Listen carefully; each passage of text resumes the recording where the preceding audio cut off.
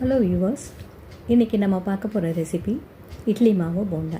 இதுக்கு தேவையான பொருள் என்னென்னு பார்த்தீங்கன்னா, இட்லி மாவு 1 கப்பு, மைதா மாவு 2 டீஸ்பூன், வெங்காயம் 1, பச்சை மிளகாய் 2, உப்பு தேவையான அளவு, கொத்தமல்லி கருவேப்பிலை, பொரிக்கிறதுக்கு தேவையான அளவு எண்ணெய் எடுத்துக்கோங்க.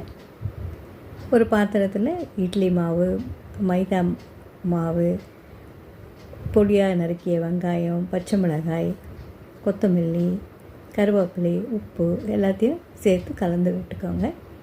இட்லி மாவில் இருக்க தண்ணியே போதுமானதாக இருக்கும். அப்படி தேவைப்பட்டால் லேசாக 1 டீஸ்பூன் அளவுக்கு தண்ணி சேர்த்துக்கோங்க, நிறைய சேர்க்க வேண்டாம். ஒரு வானலியில் எண்ணெயை ஊற்றி இந்த கரைச்சி வச்சுருக்க போண்டா மாவுலேருந்து எடுத்து சிறு சிறு உருண்டையாக போட்டு பொரிச்சு எடுத்துங்க. இதுவே இட்லி மாவு போண்டா. இது அவசரத்துக்கு ரொம்ப உதவியாக இருக்கும் குழந்தைங்களுக்கு கொடுக்கறதுக்கு. தேங்க்யூ. மீண்டும் ஒரு நல்ல ரெசிபியில் சந்திக்கலாம்.